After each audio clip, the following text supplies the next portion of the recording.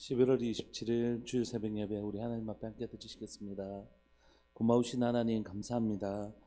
11월의 마지막 시간들을 달려가고 있고 또 2022년 이제 한 달 남은 시간들을 우리가 하나님 달려가고 있습니다. 지나간 시간들 생각해 보면 어려웠던 일도 힘든 일들 많았지만 그 속에 하나님의 은혜가 늘 담겨 있었음을 고백합니다. 힘든 일도 즐거웠던 일도 또 우리 가운데 가슴 졸였던 여러 가지 일들도 있지만 그 시간들을 통과하면서 하나님이 얼마나 세밀하고 놀라우신 분이신지를 경험하는 시간이었습니다.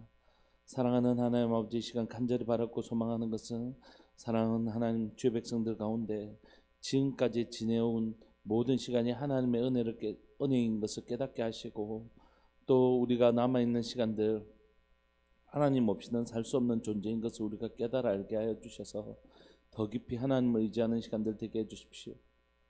2022년 감사로 한 해를 잘 마무리하게 하여 주시고 하나님이 주신 비전과 소망을 가지고 2023년 우리에게 주의 아름다운 뜻을 가르쳐 주옵소서.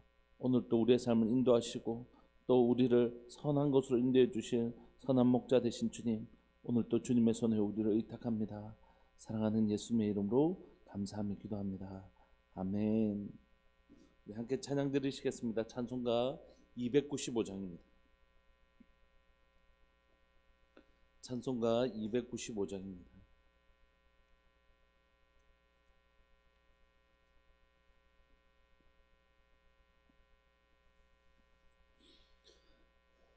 찬송가 295장. 큰 죄에 빠진 나를 주 예수 건지사 그 넓은 품에 다시 품으신 은혜는 저 바다보다 깊고 저 하늘보다 높다. 그 사랑 영원토록 나 찬송하리라. 날로 더욱 귀하다. 날로 더욱 귀하다. 한이 없이 넓은 우리 주의 사랑 날로 더욱 귀하다. 옛날에 유대 땅에 주 예수 다닐 때 그 은혜 받으려고 큰 물이 모였네. 눈먼 자 병든 자를 다 고쳐주셨으니 나 같은 죄인까지 그 은혜 받도다. 날로 더욱 귀하다.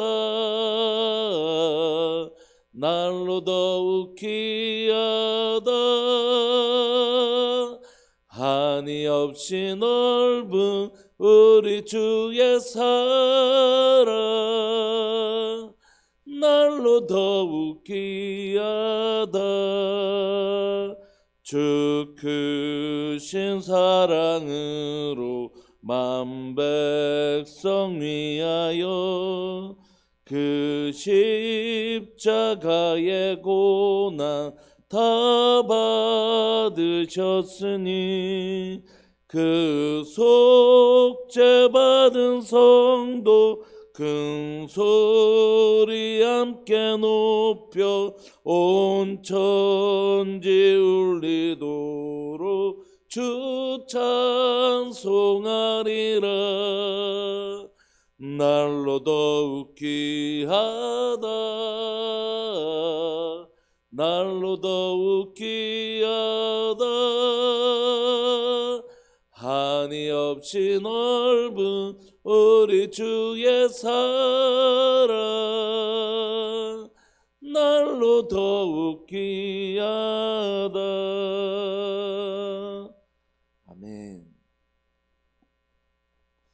우리 하나님 말씀 시편 34편 11절부터 22절까지입니다. 시편 34편 11절부터 22절까지.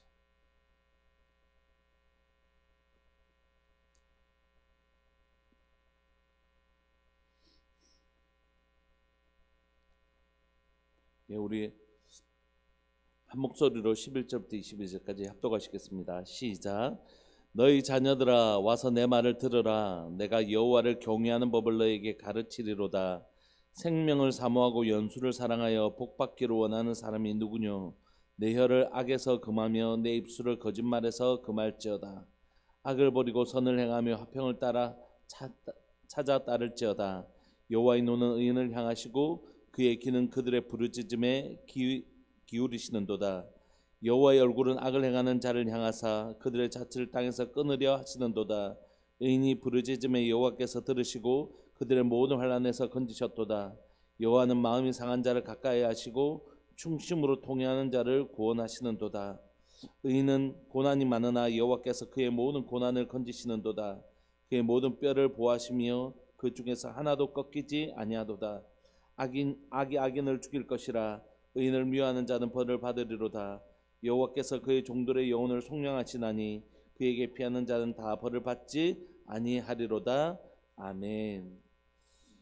오늘 우리가 읽고 있는 이 그 시편 34편 11절부터 22절은 어제 34편 1절부터 10절의 그 표제, 그 시의 제일 위에 있는 표제를 보시면 다윗이 아비멜렉 앞에서 미친 채 하다가 쫓겨나서 지은 시라고 되어 있습니다. 그러니까 오늘 이 본문도 11절부터 22절까지를 시를 분류하면 오늘 시를 지혜시라고 합니다. 지혜시. 누군가에게 자신이 하나님으로부터 배웠던 이 지혜를 그의 백성들에게 이렇게 전하는 지혜시인데, 그 지혜시를 언제다 쓰고 있냐면 자신이 왕으로 태평성대를 이루고 있을 때, 이럴 때 쓴 게 아니라는 것이. 그러면 사실 그럴 때 더 설득력이 있지 않겠습니까? 내가 하나님의 지혜를 받아서 이렇게 너희들을 잘 다스리고 있다. 그래서 그 지혜를 너희들에게 전하겠다. 뭐 이렇게 해야지 좀 맞는 것 같지 않습니까? 그런데 다윗의 지혜시는 언제 쓰냐면 쫓겨다닐 때, 사울에게서 쫓겨다니다가 아비멜렉, 블레셋의 왕인 아비멜렉 앞에서 저 사람 블레셋의 수장 누구죠? 골리앗을 쳐서 무너뜨린 바로 그 다윗 아니냐?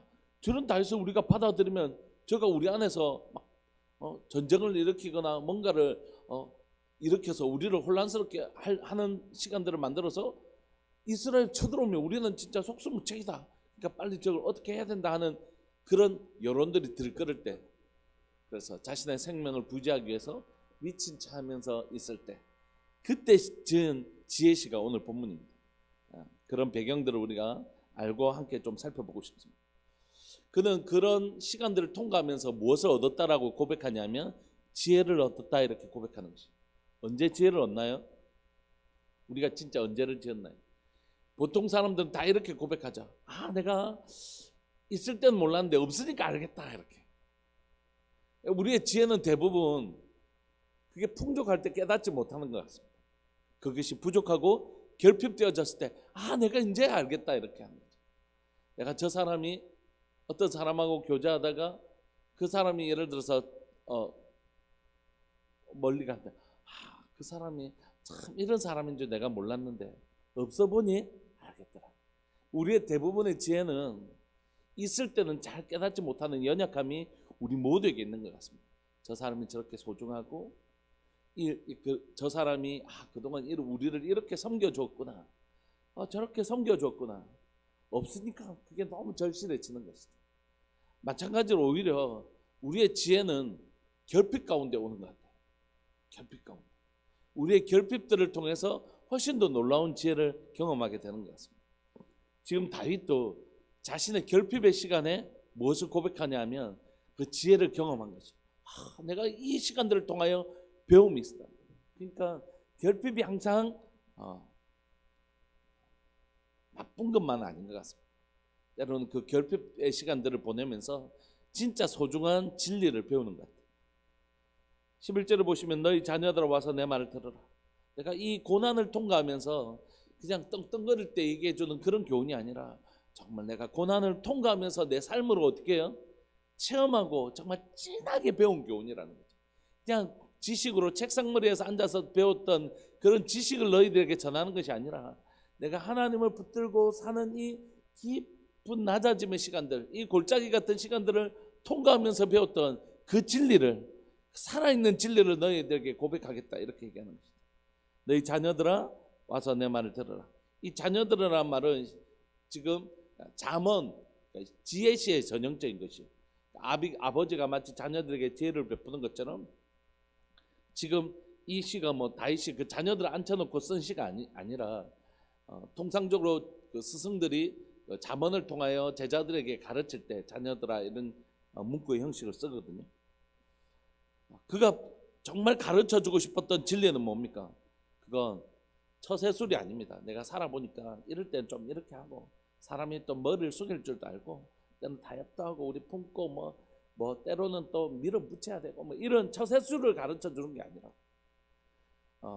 얼마나 많은 사람들이 진리를 가르치기보다는 내가 살아보니까 이렇게 해야 되겠더라 이런 처세술을 가르쳐주는데 우리 그거 말고 자신의 경험, 자신의 생각, 자신의 옳은 것 말고 성경을 가르치는 교회, 성경을 가르치는 부모, 성경을 나눈 진리가 무엇이라고 가르치는지 우리가 배우는 그런 거 되면 좋을 것 같아요. 너무 처세술이 진리에 앞서는 경우들이 많이 있는 것 같아요.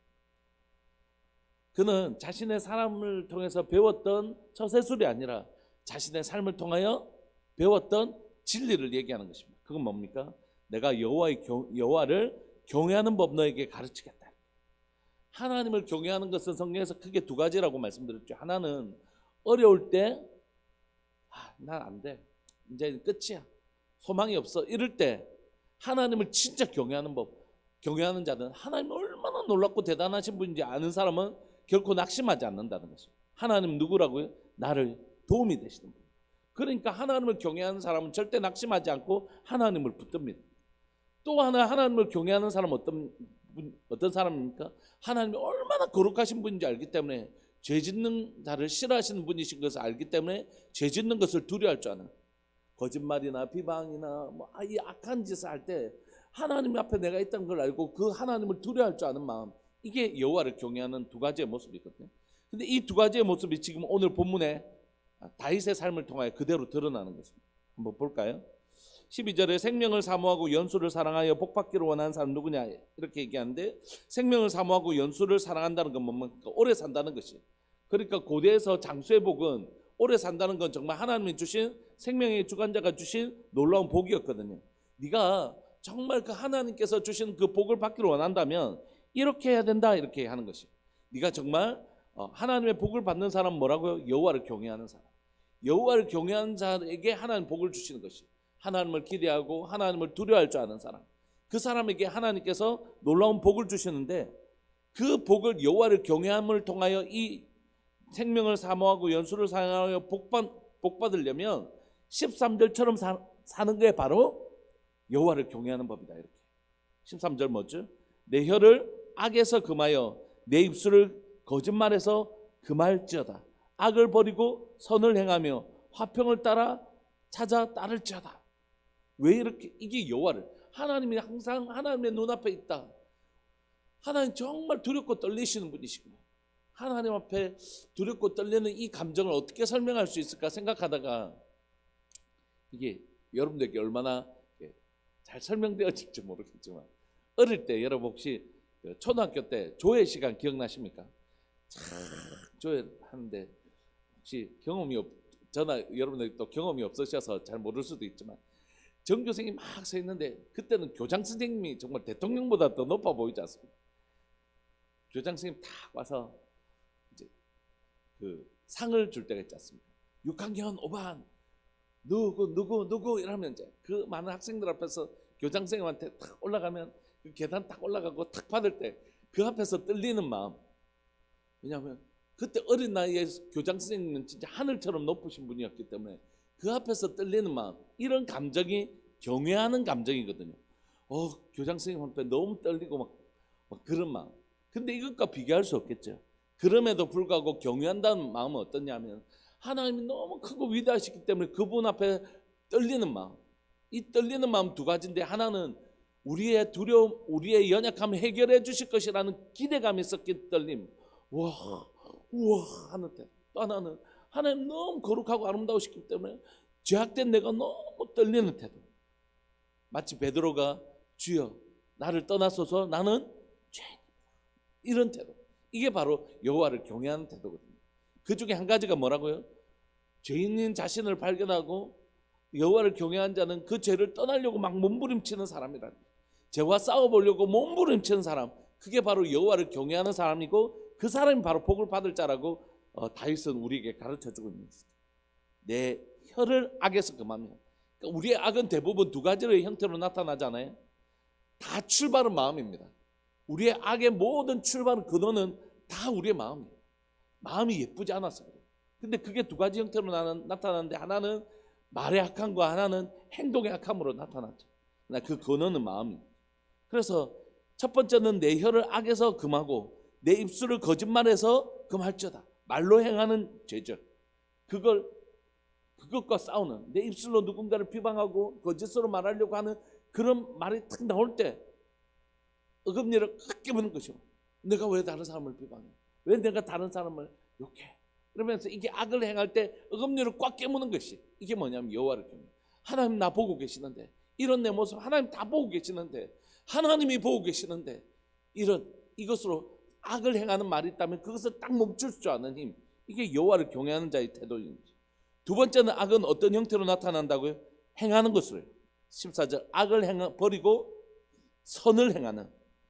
그래서 우리의 죄악의 형태는 입술과 행위로 나타나잖아요. 그것을 버리고 선을 행하며 화평을 따르는 것, 그게 뭐냐면 하나님 앞에 내 삶이 그대로 노출되어 있는 것입니다. 하나님의 그 불꽃 같은 눈앞에 내 삶이 그대로 노출되어 있는 것입니다. 그래서 내 삶을 악을 입으로 금하고 삶으로 금하고 그곳에 뭘 담아낸다고요? 선과 화평을 담아내기 시작하는 것, 그건 하나님을 의식하며 살아가는 여호와를 경외하는 자의 태도인 것이죠. 이렇게 하는 의도는 뭐라고요? 이렇게 할 수 있는 힘은 뭐라고요? 15절요. 여호와의 눈이 항상 우리를 바라보고 계시기 때문에 의인들을 향하시고 그의 귀는 그들의 부르짖음에 기울이시는다. 16절 하나님의 눈은 의인을 향하시고 그의 귀는 그들의 부르짖음에 기울이시지만 동시에 여호와의 얼굴은 악을 행하는 자를 향하사 그들의 자취를 땅에서 끊으려 하시는도다. 그러면 하나님 앞에 의인도 악인도 다 있는 것이, 여러분 의인도 하나님 앞에 숨길 수 없고, 의인이 아무리 오른손을 하는 일을 왼손이 하는 일을 오른손이 모르게 하니 있더라도 어떻게 해요? 그거 다 하나님께서 아신다는 것입니다. 악을 혼자서 숨어서 아무리 아담이 처음에 죄를 범할 때 막 죄를 짓고 숨어서 막 해도 하나님은 다 하신다는 것이에요. 의인이든 악인이든 의인이 행하는 의도, 악이 행하는 악도 하나님 앞에 다 노출된다는 것이에요. 근데 그들을 향한 하나님의 태도는 다르죠. 악은 끊어버리시고요, 의인은 들으시고 귀 기울여 주십니다. 그러니까 시편 전체를 지배하는 시편은 사실 시편 1편입니다. 시편은 총 5권으로 이루어져 있는데 시편 2편이 시편 1권의 주제를 담고 있는 첫 번째 시라면 시편 1편은 시편 전체의 주제를 담고 있는 시편이거든요. 의인의 길은 여호와께서 인정하시나 악인의 길은 망하리라. 왜 악인의 길에 서요? 왜 악인의 길에 선단 말이에요? 그럴 이유가 없죠. 하나님께서 의의 길을 선언하시잖아요. 그게 뭡니까? 여호와를 경외합니다. 그건 하나님이 나 보고 계시다. 내가 의를 행할 때도 하나님 나 알고 계시고 숨어서 악을 행할 때도 주님 다 알고 계신다. 그렇기 때문에 악을 행할 때 하나님 눈앞에서 이 악을 행하는 것인 줄 알고 이것을 두려워 떨며 싸울 수 있다는 거죠. 어떤 청년들이 한 목사님에게, 아주 유명한 목사님에게 이렇게 얘기했어요. 목사님, 나 은밀한 죄, 청년들이 이제 음란 영상을 본다든지 이런 은밀한 죄를 행하면서 목사님, 나 이 죄와 싸울 힘이 없어요. 나도 모르게 이렇게 해요. 이렇게 얘기할 때 그 목사님께서 이렇게 청년들을 조언하셨습니다. 어떻게 했냐면, 우리가 죄 지배력이 강해지면 사실 은밀한 죄에 넘어지는 사람들이 많이 있잖아요. 그런데 그렇게 얘기해요. 만약에 그 방에 엄마가 있다고 생각해봐라.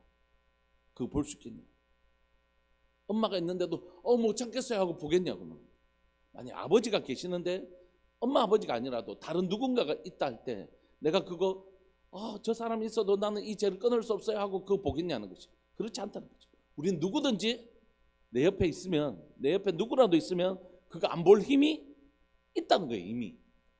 문제는 뭐냐면 옆에 있다는 사실을 인지하지 못하는 거죠. 그 방에 누가 계시다고요? 하나님. 여러분, 우리가 죄를 범할 때 나도 모르게 그렇게 했어요. 그럴 수 있어요. 그런데 우리가 이곳에 누가 계시다고요? 하나님이 계시다는 것을 정말 믿으면 우리가 죄를 이길 힘이 이미 우리에게 있는 것입니다. 제 소원은 너에게 있으나 너는 죄를 다스릴지라고 주님 말씀하시죠. 그러므로 우리가 죄를 핑계치 못하는 것이에요. 다시 한 번 더 우리가 구하기를 원합니다. 여호와를 경외하는 자에게 받을 복은 죄악을 미워하는 것이에요. 그리고 의를 사랑하는 태도입니다. 그래서 하나님은 하나님의 눈은 의인을 향하시고 그의 귀는 그들의 부르짖음에 귀를 기울이시고 하나님의 얼굴은 악을 행하는 자를 향하고 그들을 끊어버리시는 것입니다. 하나님은 이 땅에 악을 끊으시길 원하시는 것이죠. 그리고 의인들을 마침내 하나님 놀라운 은혜로 갚아주십니다. 이게 하나님의 공의이고 하나님을 경외하는 자의 태도에게 나타나는 것입니다. 그런데 하나님은 의인을 향하여 그의 부르짖음에 귀를 기울이시는데 다윗은 자신의 삶을 통해 17절을 향해서 계속해서 의인의 삶을 고백하고 있는 것입니다. 의인이 부르짖음에 여호와께서 들으시고 그들의 모든 환난에서 건지셨도다. 하나님은 의인의 기도를 들으시고 반드시 그를 건져주시는 분이시죠. 그런데 그 의인의 특징이 뭐냐면 18절 죄를 하나도 안 짓는 사람이다 이렇게 설명하지 않아요. 의인은 뭐냐면 여호와는 마음이 상한 자를 가까이 하시고, 이게 원어는 뭐냐면 심장이 깨어진 자라는 뜻이에요. 그리고 중심으로 통회하는 자를 구원하시는도다. 통회는 뭡니까? 뉘우치는 것이죠. 그러니까 의인은 죄를 하나도 안 지은 사람이 아니래요.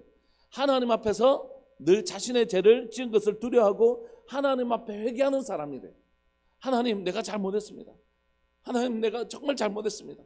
이 악과 싸우겠습니다. 하나님, 이 악으로부터 나를 지켜주시고 싸울 힘을 내게 허락하여 주십시오라고 자신의 죄 지은 것을 심장이 깨어질 듯이 아파하고 하나님 앞에 정말로 납작 엎드려서 통회하는 사람, 이 사람이 의인이라고 얘기하는 것입니다. 여러분, 성경이 우리에게 가르쳐 주잖아요. 의인은 없나니 하나도 없는 것입니다. 이게 단순히 원죄만을 의미하는 것입니까? 아니죠. 원죄를 가진 자라는 하나님과 단절되어 태어난 우리는 주의 은혜 없이는 자범죄를 짓게 될 수밖에 없는 존재라고. 그런데 의인은 없나니 하나도 없지만 우리를 거룩한 사람, 성도라고 부르주시는 은혜는 무엇입니까? 그건 예수 그리스도의 보혈로 우리 죄를 씻으셨을 뿐만이 아니라 우리 가운데 뭐 하는 은혜를 허락하셨다고요? 회개의 은총을 허락하신 것입니다.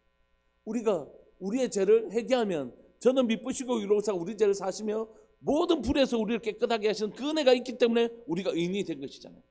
그러므로 우리가 서로를 비방하거나 정죄할 이유가 없는 것입니다. 우리는 다 그냥 죄 앞에서 연약한 인생인 것이죠. 다만 하나님의 복을 받을 자는 그 죄를 합리화시키지 않고 그 죄를 미워하고 통회하고 아파하고 정말 하나님 앞에 무릎 꿇고 엎드릴 줄 아는 용기가 있는 사람입니다. 19절, 여러분, 의인은 고난이 많대요. 의인이 되는 게 그냥 만사형통 이렇게 얘기할 수 없다고 성경이 얘기합니다. 의인은 고난이 많지만 뭐라고요? 여호와께서 그의 모든 고난에서 그를 건져주시는 하나님이 있는 인생, 이게 의인의 삶, 성경이 말하는 복된 삶이라는 거죠. 그의 모든 뼈를 보하시며 그 중에서 하나도 꺾이지 아니하도다. 이게 메시아 예언으로 이어지잖아요. 예수께서 뼈가 꺾이지 않는. 악이 악인을 죽일 것이라 의인을 미워하는 자는 벌을 받으리로다. 여호와께서 그의 종들의 영혼을 속량하시다니 그에게 피하는 자는 다 벌을 받지 아니하리로다. 그러니까 의인은 죄를 하나도 짓지 않은 사람이 아니에요. 속량을 받는 사람, 벌을 받는 자리로부터 보함을 받는 사람, 그러니까 회개하는 사람이라고 성경이 얘기하고, 그런 사람은 하나님께서 그를 의인으로 여기시고 보하심을 받지만 끝끝내 의인을 괴롭히고 악을 행하는 자라 그 악의 자리에서 떠나지 않는 사람, 그 사람은 심판을 받는다고 얘기하는 것입니다. 여러분 꼭 기억합시다. 오늘 본문에서 나오는 다윗은 악인은 의인을 괴롭히는 사람으로 말하고 있는 것이, 의인을 괴롭히는 사람이 악인의 특징이고 그 죄를 깨닫거나 돌이키지 않는 자들이 악인의 특징이에요. 반대로 의인은요, 여전히 그도 실수하고 넘어지고 죄를 짓지만 하나님 앞에 정말 무릎 꿇고 엎드리고 하나님의 도우심을 구하는, 하나님 나는 죄인입니다, 나의 죄를 용서하여 주시고 하나님을 두려워할 줄 아는 것이죠. 심판주이신 하나님을 두려워할 줄 아는 것이죠. 하나님 앞에 주여 저희 죄를 용서하여 주시고 저를 깨끗하게 새롭게 하여 달라고 하는 자는 하나님께서 속량을 받고 하나님의 보호하심을 받고, 그가 고난에 처했을지라도 하나님께서 그를 건져주시는 하나님을 만나게 되는 것입니다. 말씀을 마무리하고 싶습니다. 시편의 주제는 사실 크게 벗어나지 않습니다. 그건 하나님이 어떠신 분이신지를 경험했던 저자가 우리에게 고백하고 있는 것이죠. 하나님은 이 고난 가운데 아비멜렉에게서 침 흘리며 미친 채 하고 있는 이 다윗이 이 삶을 통과하면서 정말 배운 것은 뭐냐면, 진짜 우리의 구원은 오직 하나님께 있고, 그렇기 때문에 여호와를 경외하는 법 외에 다른 방법은 없다는 거죠. 복도 하나님 주시고 벌도 하나님이 주신다. 그러므로 하나님 앞에 죄짓기를 두려워하고 의를 행할 때 고난 중에서라도 우리를 건지시는 하나님을 의지하고 죄와 타협하지 마라. 혹시라도 네가 이 길을 걸어가다가 죄를 범하였을지라도 어떻게 하라고요? 하나님 앞에 얘기하면 그는 우리의 기도를 들으시고 우리를 속량해 주시는 분, 통회하는 자의 그 기도를 기뻐 받으시고 속량해 주신 분이시다. 그러므로 너희가 혹시라도 악을 미하고 선한 길을 걸어가되 그 길에 넘어지는 순간이 있더라도 나의 죄를 용서해 주시는 하나님을 기억하고 그 분을 붙들어라. 그게 바로 여호와를 경외하는 자에게 주시는 장수하며 복을 받는 방법이다 라고 다윗이 그의 백성들에게 또 우리에게 오늘 또 가르쳐주고 있는 것입니다. 사랑하는 여러분, 우리 안에 당장의 죄를 범하여도 그 죄의 열매를 먹지 않는 것 때문에 죄 짓는 것을 두려워하지 않으면 큰일 나요. 당장의 선을 행하도 그것이 열매가 우리에게 주어지지 않는다고 해서 낙심하고 이렇게 살아도 소용없네 이렇게 생각하는 것도 위험하죠. 여러분, 악을 심어도 언젠가는 반드시 악의 열매를 거두게 되고, 선을 행하도 지금 당장에는 그 열매를 먹지 못하더라도 반드시 열매를 맺게 되는 거죠. 하나님은 내 뿌린 대로 거두게 된다고 분명히 우리에게 말씀하시는 거죠. 우리가 그 진리 앞에 겸손히 엎드리고 하나님 여호와를 경외하는 마음을 주셔서 악을 미워하는 태도와 선을 사랑하는 태도, 또 의의 길을 걸어가면서도 혹시라도 우리가 죄를 범할 때 하나님 겸손하게 하나님 앞에 바로 그 자리에 엎드려서 통회하는 자에게 주시는 속량의 은혜를 우리가 누리게 하여 주옵소서. 그래서 여호와를 경외하는 자의 복이 무엇인지 우리들 교회가 오늘 시편을 통해서 배웠는데, 다윗은 이 지혜를 어떻게 해요? 지식으로 우리에게 가르쳐 주는 게 아니라 삶으로 가르쳐 주는 것처럼 우리도 이 은혜를 삶으로 누리게 하여 주옵소서. 그런 교회 되기를 간절히 바랐고, 그런 성도 되기를, 그런 우리 되기를 간절히 바랐고 소망합니다. 우리 통성으로 한번 기도하실까요? 하나님, 우리에게 하나님 살아계시고 우리 하나님 앞에 우리의 삶이 노출되어 있음을 인정하면서 두렵고 떨림으로 우리의 삶을 살아갈 수 있는 지혜가 우리들을 모두에게 있게 해주십시오. 죄를 미워하는 것과 죄 짓는 것을 두려워할 줄 알고 선을 행하는 것에 용기를 얻는 그런 인생을 우리가 꼭 살아갈 수 있도록 주님 도와주옵소서. 우리 주님의 이름을 크게 부르시면서 하나님 은혜 달라고, 여호와를 경외하는 복을 달라고 우리 큰 소리로 기도하시면서 나갑시다. 기도하시겠습니다. 주여, 살아계신 하나님 아버지 감사합니다. 오늘 이 새벽에 우리를 부르시고 하나님 다윗이 그 하나님 아비멜렉 앞에서 미친 채 하면서 그 고난의 시간을 통과하면서 배웠던 아름다운 진리를 우리에게 가르쳐 주셔서 감사합니다. 살아계신 하나님 아버지, 이 시간 간절히 바랐고 소망하는 것은 하나님 오직 복의 길은 여호와를 경외하는 방법밖에 없음을 우리가 오늘 또 배웠습니다. 하나님 여호와를 경외하는 자에게만 하나님께서 장수하여 하나님의 복을 누리게 하시는 줄 믿고 고백합니다. 하나님, 오늘 시간 하나님 우리가 우리의 삶이 하나님 앞에 노출되어 있고 하나님 만물을 주관하시는 주님 앞에 머리털까지 세시는 주님 앞에 내 인생이 그대로 노출되어 있음을 고백하게 하여 주옵소서. 죄 짓는 것을 두려워할 줄 알게 하여 주시고 의를 행할 때 낙심하지 않게 하여 주옵소서. 마침내 우리의 삶에 오셔서 하나님의 우리의 삶을 격려해 주실 하나님 앞에 설 때 하나님의 우리의 죄가 다 노출되고 우리의 선을 행함도 다 드러나게 될 줄 믿고 고백하오니 하나님의 악을 행한 것을 두려워할 자게 하여 주시고 선을 행하는 일에 낙심하지 않게 하여 주셔서 혹시라도 우리가 넘어지며 하나님의 실수하고 넘어질 때 하나님 우리에게 통회하는 마음, 하나님의 우리의 상한 마음을 허락하여 주사 하나님 속량하시는 주의 은혜를 누릴 수 있도록 주님 도와주옵소서. 오늘 또 주의 은혜 없이는 살 수 없는 자인 것을 고백합니다. 오직 여호와를 경외하는 법을 배우게 하여 주셔서 하나님 악을 행하는 것에 하나님 두려울 줄 아는 태도를 저에게 허락하여 주시고 하나님의 의를 행하는 법을 하나님의 깨달아는 지치지 않고 의를 행하는 한 법을 하나님 깨달아 할 수 있도록 주님 은혜 내려 주옵소서. 사랑하는 우리들 교회 가운데 오늘 또 우리를 다스리시는 주님이 여기 계십니다. 주님이 여기 계십니다. 여기 계십니다. 하나님 여기 계시는 주님을 의지하며 하나님 악을 행하는 것을 두려워할 줄 이길 힘을 주시고 선을 행할 수 있는 용기를 주님 허락하여 주옵소서. 우리 주님 오늘 또 여기 계시고 나와 함께 계십니다. 주님 우리에게 힘 주시옵소서. 이 시간 한 번만 더 기도했으면 좋겠습니다. 주일입니다. 예배의 영광 없이는 우리가 살 수 없습니다. 하나님의 은혜의 공급 없이는 살 수 없습니다.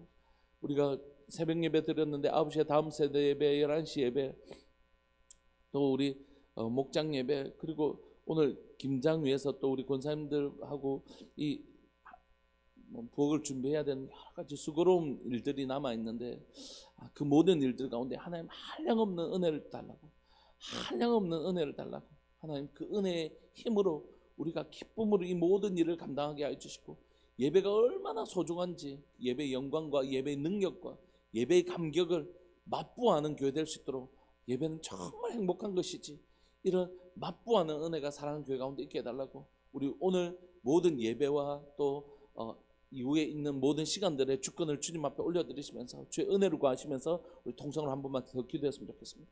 기도하시겠습니다. 주여 살아계신 하나님 아버지 감사합니다. 11월의 마지막 주일 예배를 우리에게 허락하여 주시고 하나님 오늘 또 이 시간 하나님 이 예배를 기대하고 소망하며 갈망하고 하나님의 기대하며 예배 앞에 나올 수 있게 해주셔서 감사합니다. 주의 성령 하나님 이 시간 하나님의 이 예배의 처소를 또 우리 예배를 드리는 모든 심령들 가운데 성령의 충만함을 경험할 수 있도록 주님 도와주옵소서. 은혜 없이는 살아갈 수 없는 우리를 정직하게 고백합니다. 하나님 주의 은혜 없이는 살아갈 수 없는 우리를 고백합니다. 예배가 은혜의 방편인 것을 깨달아 알게 하여 주옵소서. 우리 교회 예배 가면 그곳에는 하나님의 은혜가 예비되어 있다. 여호와 이래 하신다.